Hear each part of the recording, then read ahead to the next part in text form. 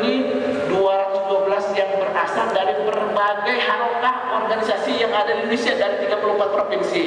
Ada Kiai Haji Ahmad Somni Lubis dari EPI, ada Ustadz Muhammad Ismail Yusanto dari Hizbut Tahrir, ada Kiai Haji Abdul Rasid Abdullah Syafi'i, Kiai Khalid Ridwan, ada Kiai Haji Abdul Somad dari Jawa Timur, Ketua MUI banyak, ada Profesor Rahmat Wahab dari Yogyakarta banyak. Nah ini ada 212 tapi pimpinannya 9. Nah alhamdulillah MPU ini ada program untuk silaturahim dan konsolidasi dengan segenap umat, yang mana alhamdulillah di Bandung kita sudah awali sejak hari kemarin, kemudian tadi subuh di Majalaya, alhamdulillah sekarang di daerah Marga Asih. Itulah sekilas tentang MPUII. Barangkali nanti kalau misalkan setelah ini ada diskusi bisa kita terangkan lebih jelas.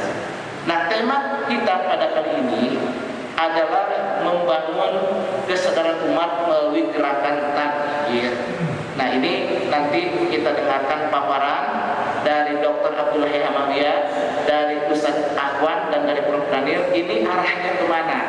Dan nanti kemudian sampai mana kita bisa bersinergi. Al-Ittihadu Asasun Najah. Jadi karena ini dialog, insya Allah nanti para asatid kita akan menyampaikan maksimal 15 menit, 10-15 menit nanti kita dialog. Kira-kira apa yang bisa kita sinergikan. Saya kira itu sebagai ta'aruf sementara tentang MPUII. Sekarang marilah mohon untuk kiranya kita mendengarkan paparan dengan serius, dengan seksama, meskipun tetap santai, dari Dr. Abdullah Hamamiyah. Waktu dan tempat dipersilakan.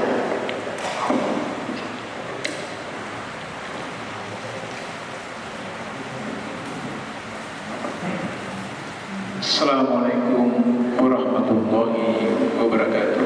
Waalaikumsalam warahmatullahi wabarakatuh. Bismillahirrahmanirrahim. Alhamdulillah nahmaduhu wa nasta'inuhu wa nastaghfiruh wa na'udzu billahi min syururi anfusina wa sayyi'ati a'malina. May yahdihillahu fala mudilla lahu wa may yudlil fala hadiya lahu. Asyhadu an la ilaha illallah wahdahu la syarika lahu wa asyhadu anna Muhammadan abduhu wa rasuluhu. Amma ba'd. Qala ta'ala fil karim, a'udzu billahi minasy syaithanir rajim. Qad kana lakum fi rasulillah uswatun hasanah liman kana yarjullaha wal yawmil akhir wa zakara katsiran. Shadaqallahu al-azim. Bapak Ibu jamaah yang insyaallah dirahmati Allah SWT, kita intinya kita menyampaikan rasa syukur puja dan puji kepada Allah Subhanahu wa taala ya atas rahmat taufik dan hidayahnya kita masih memiliki iman Islam, iman kesehatan dan kesempatan sehingga kita dapat bermuajah di tempat ini dalam rangka melaksanakan salah satu kewajiban amar ma'ruf nahi munkar. Tidak lupa salawat dan salam kepada junjungan kita Nabi Muhammad SAW, keluarga, sahabat, tabi'in sampai kepada kita sekalian. Mudah-mudahan kita memperoleh sifat beliau di akhirat nanti insyaallah. Dalam surat Al-Ahzab ayat 21 tadi, di sana Allah mengatakan sesungguhnya pada diri Rasulullah itu ada sebaik-baik contoh teladan. Tapi contoh teladan yang baik itu kepada siapa? Pada mereka yang beriman kepada Allah, mempercayai hari akhirat dan senantiasa mengingat Allah Subhanahu wa taala.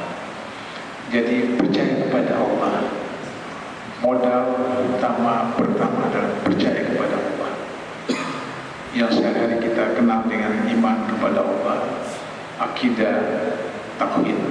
Sehingga di dalam pengembangan dakwah Islam oleh Rasulullah pada 13 tahun di Mekah dititik beratkan pada akidah. Dan akidah iman bagi seseorang Islam itu dimulai dengan syahadat. Saya mohon betul ini kita coba perhatikan syahadat kita. Asyhadu an la ilaha illallah. Jadi sederhananya begini, saya bersaksi bahwa tidak ada Tuhan. Mohon diperhatikan. Aku bersaksi bahwa tidak ada Tuhan. Syahadat kita itu dimulai dengan menolak Tuhan. Menolak Tuhan. Ini kita tadabbur.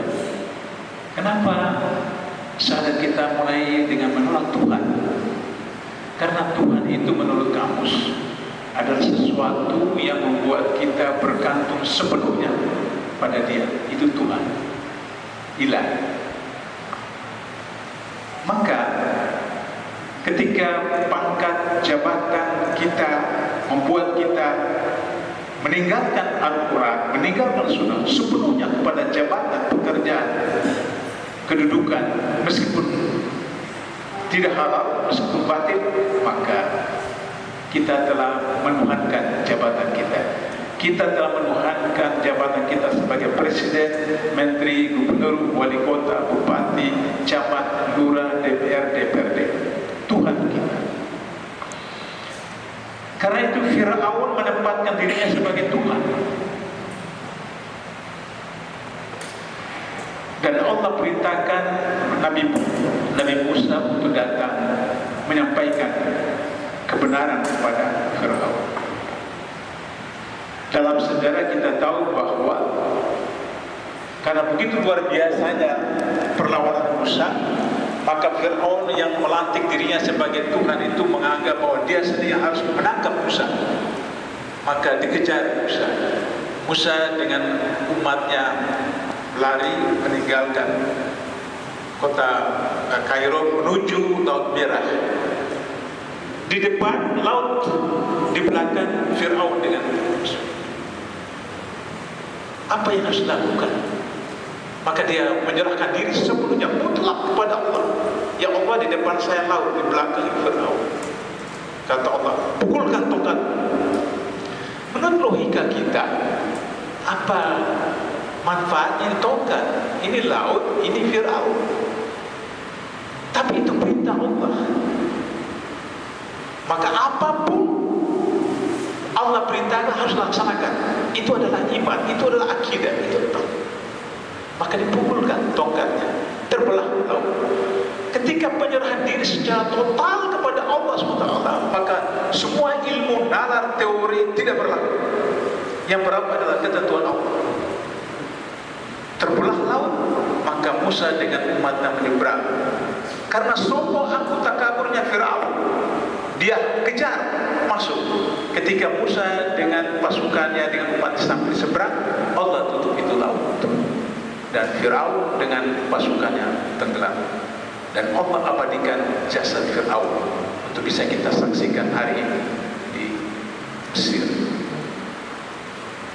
Jadi siapapun presiden, menteri, gubernur, wali kota, ketika jabatan membuat kita menjadi hambanya, pilpres curang, pilkada curang, DPR curang, semua curang, camat curang, dana desa curang, dan seterusnya, maka itu adalah Tuhan. Karena itu Tuhan itu kita tolak.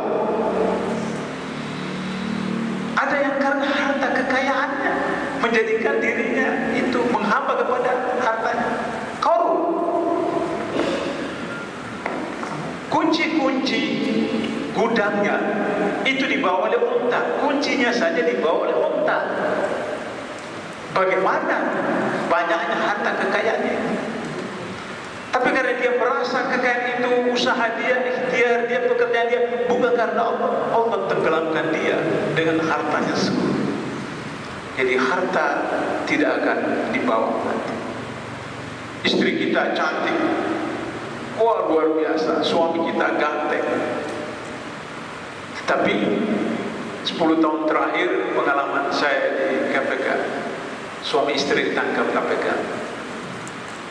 Suami istri ditangkap KPK. Kenapa? Karena suami pejabat, bupati, gubernur, wali kota, menteri, istri mau ini, istri mau ini, istri mau ini. Kalau tidak nanti kemudian cemberut istri, tidak layan di malam hari tidur di luar dan seterusnya. Maka kemudian ikut kemauan istri. Jadi istri itu bisa menjadi Tuhan. Suami kita bisa menjadi Tuhan. Anak kita bisa menjadi Tuhan. Karena itu syahadat kita itu menolak semua Tuhan yang bentuk istri, suami, anak, cucu dan seterusnya. Marilyn Monroe, tahu Bu Marilyn Monroe? Bintang film tercantik di dunia pada tahun 70-an, 60-an, 70-an. Kalau di Indonesia Matinya karena apa? Matinya minum pil tidur. Jadi jangan banggakan istri cantik, suami ganteng. Ada lagi orang banggakan profesinya. Wah, pakar ini, pakar ini, pakar ini. Pernah dengar nama Bill Gates? Nah, Orang terkaya di dunia, Bill Gates. Tapi ketika dia punya pengagum bertanya kepada dia, apakah Anda bahagia dengan kekayaan Anda miliki? Dia bilang tidak. Jadi apa yang membuat Anda bahagia? Yang pertama kata Bill Gates, ketika saya melihat anak-anak saya berhasil, anak-anak saya sukses. Yang kedua, saya konsisten melaksanakan satu tugas kewajiban saya. Ini Bill Gates yang orang kafir, terkaya di dunia. Jadi berarti kebahagiaan itu adalah menjadikan anak-anak kita itu berjaya. Kata Rasulullah, setiap anak Adam mati, semua putus hubungan dengan dunia kecuali 3: amal jariah, ibu bermanfaat, dan anak yang soleh soleha yang mendoakannya. Bill Gates melaksanakan hadis itu. Dia bahagia kalau melihat anak-anaknya berjaya. Tapi yang soleh soleha, bukan menjadi artis. Ada saya lihat di TV, bangga orang tuanya, anaknya lulus ikut tes jadi artis, jadi seorang. Maaf ibu-ibu, untuk menjadi artis itu ada syaratnya, harus melayani sutradara di kamar. Itu harus melayani sutradara di kamar, baru bisa lolos jadi artis. Ini ditolak, profesi itu ditolak karena orang mengandalkan profesi, bantuan profesi. Maka pengusaha ojek jadi menteri pendidikan karena mengandalkan profesi. Bayangkan, pengusaha ojek menjadi menteri pendidikan, maka di ojeklah ini pendidikan kita. Nanti Prof. Dali akan menjelaskan bagaimana pendidikan Islam. 3 menit lagi. Ya, ini orang KPK jadi harus apa? Taat asas, harus taat asas. Karena pemandunya mengatakan 10-15 menit, jadi 3 menit lagi. Akidah inilah yang harus kita pegang. Kalau akidah kita kokoh, insya Allah. Dan dalam 3 menit ini saya mengatakan persoalan bangsa hari ini soal akidah. Ada seorang gubernur 2012, ceramahnya luar biasa, Tamatan Al-Azhar. Waktu itu saya berpikir, wah, saya memajukan dia jadi capres. Kok luar biasa, Tamatan Al-Azhar. Tahu-tahu awal 2019 nyebrang. Saya pelik, kenapa nyebrang? Saya selidik, oh ya Allah, ternyata dia punya kasus di KPK. Ini persoalan akidah. Menurut dia, kalau diproses oleh KPK, bagaimana anak istri saya? Jadi dia merasa bahwa gaji selama itu dari kantornya, bukan dari Allah. Ini akidah. Yang kedua ada kiai. Dari zaman Portugis, zaman Belanda, zaman Jepang sampai merdeka, tidak pernah ada uang haji dipakai untuk bangun infrastruktur. Tidak pernah. Dari zaman Portugis, Belanda, Jepang sampai tidak ada. Tapi kiai ini kemudian tanda tangan rekomendasi untuk menggunakan dana haji untuk membangun infrastruktur. Ini bukan perdata pidana karena merampok uang orang. Ini bukan uang negara, uang umat. Ya sudah, kalau begitu nanti diproses, ya udah jadi calon wali kota, calon palurah, seperti itu. Maka kemudian terpilihlah seperti itu. Maka kemudian tambah rusak. Ada ustadz yang luar biasa populer, dana yang beliau peroleh dari Malaysia itu dana halal, sumbangan umat Islam. Tapi beliau lupa di bandara tidak isi formulir bahwa ada ketentuan di atas sekian ribu dolar harus lapor, lupa. Kemudian dijadikan sebagai money laundering. Ustadz ini tahu betul bahwa kalau KPK menangani money laundering tidak ada maaf, minimal 5 tahun. Waduh, kalau 5 tahun nanti gimana pesantren saya, bagaimana? Ini soal akidah, sepenuhnya akidah. Ada teman Ustadz Asep itu profesor, doktor, guru besar, pakar hukum tata negara. Di Medan goblok-goblokan presiden. Tahu-tahu kemudian nyebrang. Saya pikir ini kawan ini kenapa ini? Rupanya kasus dia di KPK tahun 2006 itu mau diungkit lagi. Akidah lagi. Dia pikir nanti kalau lagi dia bagaimana lagi? Persoalan akidah. Padahal dia tahu bahwa dulu itu sudah diperiksa KPK. Dia tidak hanya terlibat kecil sehingga tidak signifikan untuk ditetapkan tersangka. Jadi saya mau akhiri karena tinggal setengah menit. Saya mau akhiri bahwa kita kembali kepada syahadat kita itu. Kita tolak semua Tuhan itu kecuali yang dia sebut sendiri namanya dalam Al-Quran, Allah. Hanya Allah, bukan Tuhan-Tuhan yang lain. Dan untuk bisa kita memahami melaksanakan ketentuan Allah itu, maka syahadat kedua, asyhadu anna Muhammadar Rasulullah, yaitu bagaimana hukum-hukum Allah, ketentuan Allah, peraturan Allah itu dilaksanakan oleh Muhammad Rasulullah. Karena itu Al-Ahzab 21 mengatakan bahwa pada diri Rasulullah itu sebaik-baik teladan. Nah, kenapa kita tahu tapi kita laksanakan? Nah, seperti kita traffic light. Kita tahu bahwa lampu merah itu tidak boleh lalu. Lampu hijau kuning hati-hati, lampu hijau jalan. Tapi berapa banyak yang terjadi kecelakaan lalu lintas? Nah itu. Jadi kita tahu tapi kita tidak hayati. Karena kita tidak hayati, kita laksanakan. Kabura maqtan taqul ma la taqul. Murka Allah bagi orang yang melaksanakan, yang mengatakan sesuatu tapi tidak melaksanakan. Itu barangkali Ustaz Asep, karena sudah persis waktunya saya kembalikan. Terima kasih. Wassalamualaikum warahmatullahi wabarakatuh.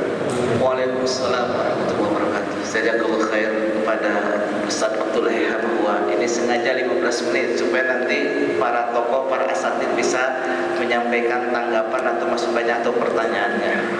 Nah, alhamdulillah di tengah-tengah kita ini ada Profesor Dr. Muhammad Rashid. Dulu beliau Ketua Dewan Pendidikan di Jawa Timur ya, Prof ya. Jadi beliau di samping guru besar juga aktif di organisasi kependidikan. Nah, sekarang kan ibu-ibu banyak yang merasa ada problem dengan daring, dengan belajar di rumah karena memang situasi COVID-19. Nah, ini Profesor justru menarik. Kalau ada di tempat lain gerakan bela negara, beliau juga ada gerakan bolos secara konstitusional, gerakan bolos nasional. Bahkan ini ada hikmahnya kata beliau. Nah, ini nanti kita dengarkan. Ini karena insya Allah disiplin, saya hanya kasih kelonggaran Prof. Bisa 15-20 lah. Jadi kalau bisa, ini mohon maaf Ustaz Abdullah ya, nanti tanyakan lagi. Jadi Prof dan saya silakan untuk memaparkan terkait dengan sebetulnya pendidikan seperti apa. Ini mohon maaf ya, ini sebagai gambar saja. Ini beliau anaknya 9, sudah selesai. Dan beberapa orang jadi dokter. Jadi, tapi menariknya justru beliau itu menyampaikan sistem pendidikan kita ini keliru di negeri ini. Nah, yang benarnya seperti apa sehingga bisa berhasil? Ini bisa ditransformasi kepada para ibu-ibu dan para bapak. Monggo Prof. 15 sampai 20. Sudah mohon maaf ya, lebih 5 menit. Waktu dan tempat dipersilakan. Assalamualaikum warahmatullahi wabarakatuh. Alhamdulillah, alhamdulillahirabbil alamin. Alhamdulillahilladzi anzala minas samaa'i ma'an fa akhraja bihi minat thamarati rizqan. Asyhadu an la ilaha illallah wahdahu la syarika lah wa asyhadu anna Muhammadan abduhu wa rasuluh. Allahumma shalli wa sallim wa barik ala Muhammadin wa ala alihi washabihi ajmain. Kang Asep, Bang Dula, Ustaz Ahwan, para takmir, pengurus Masjid Al-Darul Muhajirin, Muhajir, ibu bapak sekalian yang saya hormati, alhamdulillah saya bersyukur petang ini bisa, siang ini bisa bersilaturahim dengan panjenengan. Saya selalu senang kalau ke Bandung, Pak, Ibu. Kebetulan anak saya dia tinggal di Bandung. Salah satu menantu saya asal Majalengka. Jadi saya selalu senang ke Bandung. Ya. Alhamdulillah tadi sudah diberi pengantar oleh Kang Asep dan Bang Dula. Saya akan fokus sedikit mengenai pendidikan, terutama pendidikan waktu sebenarnya. Kalau kita lihat sekarang ya, kaitannya dengan Darul Muhajir. Ya. Kita ini semua kan para muhajirin kita ini. Jadi kita ini asal kampung kita ini kan surga, al-jannah. Dan kita berhijrah ke dunia, dan insya Allah kita kembali ke al-jannah. Untuk hijrah itu ada dua konsep penting. Pertama, konsep ruang, lokasi, geografi, dan konsep waktu. Karena semua perubahan itu membutuhkan waktu dan juga ruang. Jadi berubah itu tidak bisa digambarkan tanpa pemahaman ruang dan waktu. Ya. Jadi kalau Rasulullah hijrah dari Mekah ke Madinah tahun 1444 yang lalu, ya. 42 yang lalu. Jadi ini memang persoalan bagaimana kita memahami perubahan-perubahan sebagai punya dimensi ruang dan waktu. Akhir-akhir ini, kalau bukan akhir-akhir ini sebetulnya ya, paling tidak selama 5 tahun terakhir sebelum pandemi itu pendidikan kita banyak masalah. Salah satu indikator keberhasilan pendidikan kita itu ya soal kesadaran waktu dan ruang. Ya. Kita ini terkenal punya, kalau saya sebut Surabaya itu Jawa Barat bagian timur sekali, kira-kira begitu ya. Ya. Dan Jawa Barat itu kalau dia dari Jawa Timur bagian barat sekali lah kira-kira ya. Ya. Ini soal pandangan ruang, pandangan ruang. Ini kita sebelum pandemi pendidikan kita itu bermasalah. Permasalahannya kira-kira begini. Ya. Pertama, ya, dari desain dan praktek pendidikan kita selama sebelum pandemi, ya, itu sebetulnya kita terlalu didominasi oleh persekolahan. Jadi persekolahan itu mendominasi secara radikal pendidikan kita. Ya. Orang kalau tidak di sekolah itu dianggap tidak terdidik dan kampungan, kira-kira gitu. Kampungan tuh, enggak tahu istilah di sini. Kampungan tahu ya, kampungan ya. Kampungan itu tidak terdidik. Ya. Jadi ada masalah di situ karena sebetulnya pendidikan kita itu tidak tergantung pada sekolah, tetapi wajib belajar itu diartikan sebagai wajib sekolah. Itu kekeliruan pokok. Sehingga pada waktu pandemi ini banyak keluarga kelimpungan ya, karena sekolah ini sekarang praktis jadi gudang ya. Praktis ya. Sudah masuk di sini, anak-anak sudah masuk sekolah? Belum ya. Dan guru hampir-hampir jadi satpam ya, menjaga gudang ya. Ya, ini proses-proses belajar menggunakan teknologi daring ya. Tapi kita lihat sekarang ini, sebenarnya ketergantungan kita pada sekolah itu sebetulnya mestinya tidak perlu separah tempo hari. Apalagi kalau kita menyadari bahwa persekolahan kita selama 50 tahun terakhir sejak Orde Baru itu memang menjadi instrumen teknokratik untuk menyiapkan tenaga kerja murah bagi investasi asing. Jadi sejak Orde Baru itu dibuka SD secara besar-besar di seluruh Indonesia. Itu untuk mempersiapkan tenaga kerja terampil. Pada tahun 66 itu lahir undang-undang penanaman modal asing. Dan itu harus disiapkan. Pemerintah Orde Baru perlu menyiapkan tenaga kerja terampil untuk bekerja di pabrik-pabrik. Jadi sejak itu terjadi urbanisasi besar-besaran, anak-anak muda itu meninggalkan kawasan agromaritim, kawasan pertanian, berpindah ke kota-kota untuk bekerja di pabrik-pabrik. Ya. Seiring dengan meluasnya persekolahan kita. Jadi mohon dipahami bahwa sekolah itu tidak seperti yang direncanakan oleh Ki Hajar Dewantara sebetulnya. Perkembangan 50 tahun terakhir. Ya. Ki Hajar Dewantara itu mengatakan bahwa tujuan pendidikan itu untuk membangun jiwa merdeka. Nah, kata-kata jiwa merdeka itu dalam narasi pendidikan kita selama 50 tahun terakhir itu sudah hilang. Lalu diganti kata-kata kompetensi, produktivitas, daya saing. Mungkin yang agak bagus itu akhlak mulia, iman dan takwa. Tapi jiwa merdeka atau tadi dinyatakan dalam La ilaha illallah wa asyhadu anna Muhammadar Rasulullah, syahadat yang sudah dibangun tadi. Kalau nasihatnya Luqman kepada anaknya kan la tusyrik billah, inna syirka la dzulmun adzim. Jadi tujuan pendidikan melalui persekolahan itu adalah indoktrinasi sebetulnya. Bukan untuk mencerdaskan kehidupan bangsa yang membangun jiwa merdeka. Ya.